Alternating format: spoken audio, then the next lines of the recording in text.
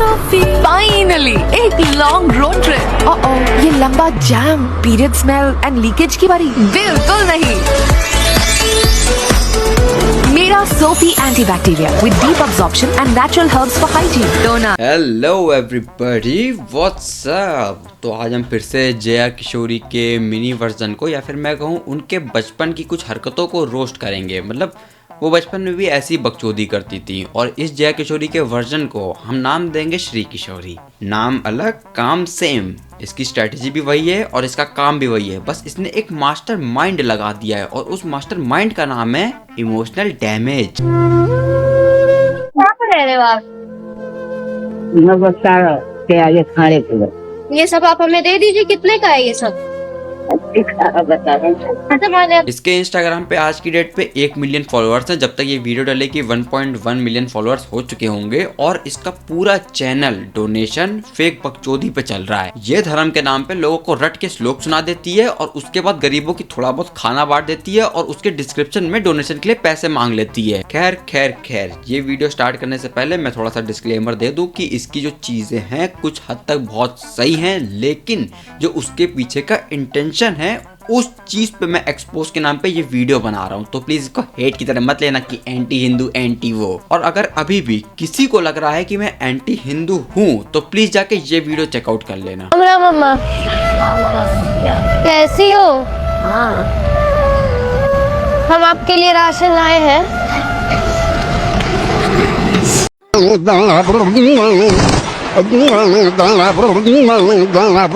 गरीबों से कंटेंट, भगवान से कंटेंट के बाद अब हमारे डोनेशन से भी कंटेंट निकालना शुरू कर दिया है।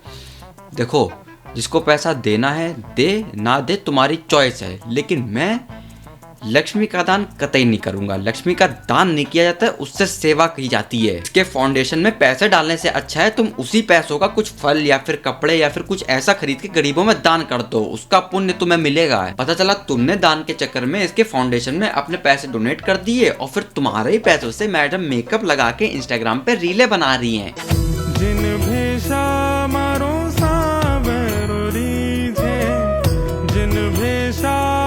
इसीलिए, सिर्फ और सिर्फ इसीलिए मैं इन्हीं टॉपिक्स पे वीडियो बनाता हूँ, और मैंने हमेशा से कह रखा है कि भगवान को पुकारो, भगवान को याद करो, भगवान और अपने बीच में ब्रोकरों को मत ऐड करो। देखो, रोस्ट अपनी जगह है, एक्सपोज अपनी जगह है, लेकिन एक सॉफ्ट कॉर्नर होने के नाते मैं ये कहूंगा कि इनका काम अच्छा है, ऐसा मुझे लगता था। लेकिन फिर मेरे सामने आई ये रील, और मैं इस बात के लिए बहुत भाग्यशाली हूँ कि भगवान की पोशाकों के लिए मुझे मिल गई प्रियंका जी, जो मुझे हमेशा भगवान की सुंदर सुंदर पोशाकें देती हैं, और मुझे यहाँ की पोशाकें बहुत पसंद हैं। हो गया शौक का प्रमोशन। अब सुनो, भगवान भाव और इंटेंशन के भूखे हैं। ये मटेरियल चीज है, और ये महंगे वस्त्रों के भूखे नहीं है। पहली चीज, ये ऐसे महंगे वस्त्रों के प्रमोशन करेगी ताकि तुमको गिल्टी फील हो, और तुम भी ऐसे महंगे वस्त्र खरीदो पापा की इनकम पे। दूसरी चीज, मैडम कथावाचक हैं।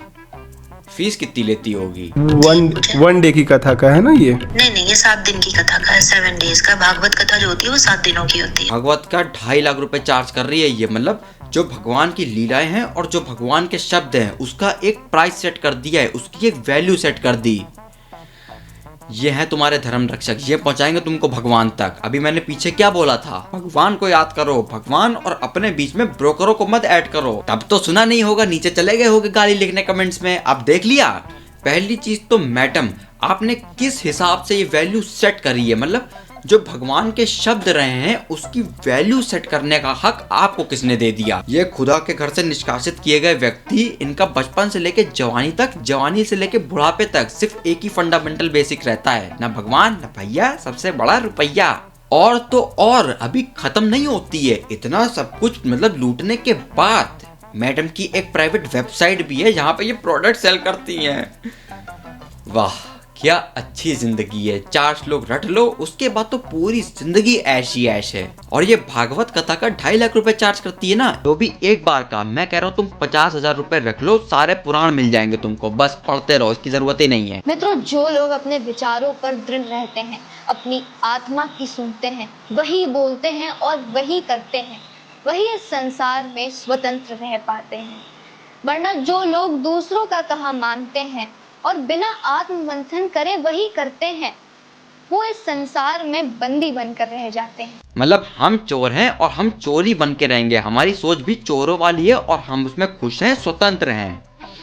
मैडम, ये जो आपकी सोच है ना, ये कथावाचक वाली नहीं है, ये पॉलिटिशियन। और तो और इनकी वेबसाइट देखी, जब मैंने देखी इनकी वेबसाइट, मतलब मेरा मन किया कि एक बार विजिट कर लूं। और जब मैंने विजिट किया है ना, सबसे पहले मेरे मुंह से गाली निकली है जो मैंने देखा है। मैडम की वेबसाइट जब मैंने विजिट करी ना, मैडम की ऐसे जो बैनर होता है वहां पे मैडम की ऐसे फोटो लगी थी और पीछे श्री कृष्ण का विश्व रूप।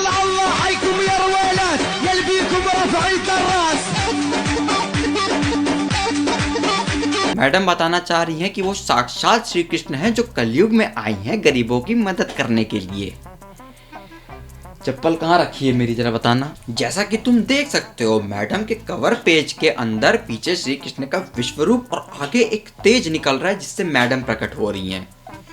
मैं भाई कसम से बता रहा हूँ ना, ये बिजनेसमैन साले किसी के नहीं हो सकते, इनके लिए पैसा फर्स्ट प्रायोरिटी पे है। और बाय चांस अगर तुमने इन पे एक्सपोज बना दिया, अगर तुमने इनको कुछ बोल दिया, तो रोते रोते कैमरे में चले आएंगे। हमारे देश के कुछ ऐसे विधर्मी लोग हैं जो अपने आप को सनातनी कहते हैं, सो कॉल्ड हिंदू कहते हैं, वही हमारे धर्म का, हमारे धर्म के कथावाचकों का, हमारे धर्म के गुरुओं का अपमान करते हैं।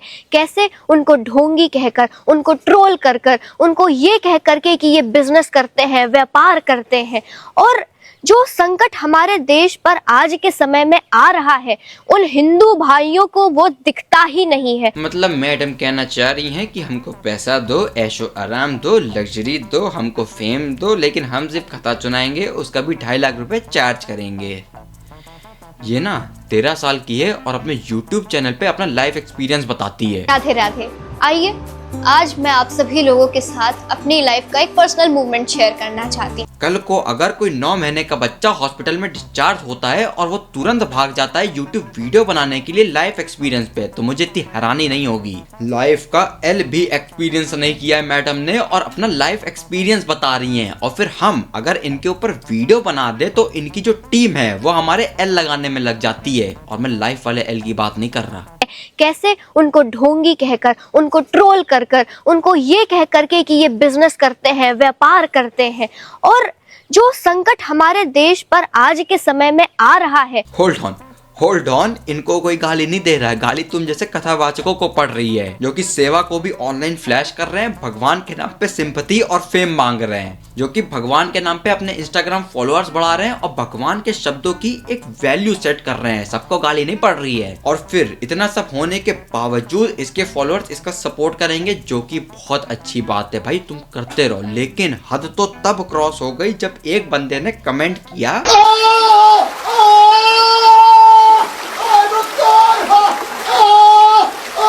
इमेजिन करो देवी राधा ना मिट्टी के ऊपर खड़ी हुई हैं, ठीक है, जो उनकी सबसे छोटी उंगली होगी उसके अंदर जो मिट्टी होगी उसके बराबर भी नहीं है ये। तुम जो इसके फॉलोअर्स है ना भाई, तुम लोगों का, इसके फॉलोअर्स का पता है क्या माइंडसेट है? जो ऑनलाइन 4 श्लोक रट के बोल दे रहा है ना, वो बिल्कुल धर्म रक्षक हो गया, लेकिन जो ऑफलाइन पूरा उसको ज्ञान हो रखा है और वो ऑनलाइन ऐसे लोगों को एक्सपोज कर देता है, तो वो एंटी हिंदू हो गया। अबे जिंदगी से चाहते क्या हो?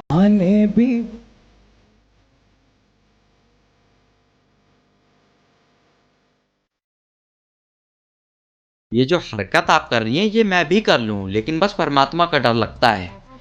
दुनिया की सारी लग्जरी ना इन्हीं को मिले। मैं तो अब कह रहा हूँ कि दुनिया की सारी लग्जरी जो इनके फॉलोअर्स हैं वो इन्हीं को दे दें, क्योंकि इनका दुनिया से लेना देना सिर्फ उतना ही है जितना तुम्हारे रिश्तेदारों का तुमसे। सिर्फ काम भर 12 लाख की खड़ी, 5 लाख का पर्स, 50-50 हजार के चप्पल जूते। नहीं भाई साहब नहीं, ये शौक नहीं है, ये जरूरत नहीं है, ये कुछ और ही है जो इनके फॉलोअर्स नहीं समझ पा रहे हैं। हम आपसे किस वे में इन्फ्लुएंस हो रहे हैं मेरे को सिर्फ इतना बता दो। आप कहते हो कि परमात्मा तक पहुंचो, उसके लिए मटेरियल चीजें तो छोड़नी पड़ेंगी ना, और खुद मटेरियलिस्टिक चीजों में घुसी हुई हैं। देखो सीधी बात है, मैंने ये वीडियो बनाई है, उस वीडियो को देखने के बाद मेरे पे 1% भरोसा करके ये चीज जान लो कि ये तुम्हें जिंदगी जीना सिखा सकते हैं, ये तुम्हें आत्मा और परमात्मा का मिलन करना नहीं सिखा सकते, पक्का ये गारंटी है, अभी लिख के ले लो। और जिंदगी भी मैंने इस जन्म के सेंस में बोली है। इतना सब होने के बावजूद एक देवी जी बोलती हैं, आपको ऐसे क्यों लगता है कि भक्त मतलब भिखारी होना चाहिए? वो आपके सामने हाथ फैला के बोलना चाहिए भिक्षाम देहि। अरे वो भगवान को रिप्रेजेंट कर रहे हैं। अगर भक्त सोने की गाड़ी पे भी बैठता है ना तो भी उसके लिए कम है, क्योंकि वो जिस भगवान को रिप्रेजेंट करे वो कौन है?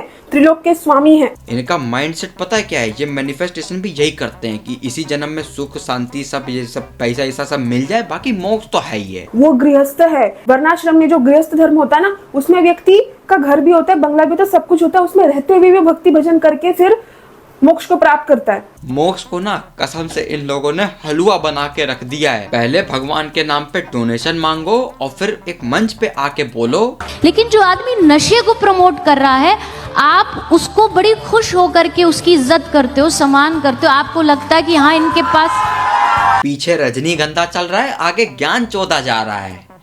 मैडम बस करो, इतना झूठ ना बोलो कि आदमी सच को भी आपके झूठ मानने लग जाए। और मैं बहुत कुछ इन लोगों पे बोल सकता था, लेकिन आजकल लीगल स्ट्राइक और या फिर FIR बहुत कॉमन हो गई हैं, तो इसीलिए मुझे अभी थोड़ा सा बैक ऑफ करना पड़ेगा। तो बस भैया आज की वीडियो के लिए सिर्फ इतना ही। वीडियो में आनंद प्राप्त हुआ हो तो लाइक मारो, चैनल पे पहली बार आए हो तो सब्सक्राइब करो, बाकी शेयर करो, कमेंट करो, मौज करो। और क्या ही बचा, और तो कुछ बचा नहीं। अगली वीडियो में मिलते हैं, बाय।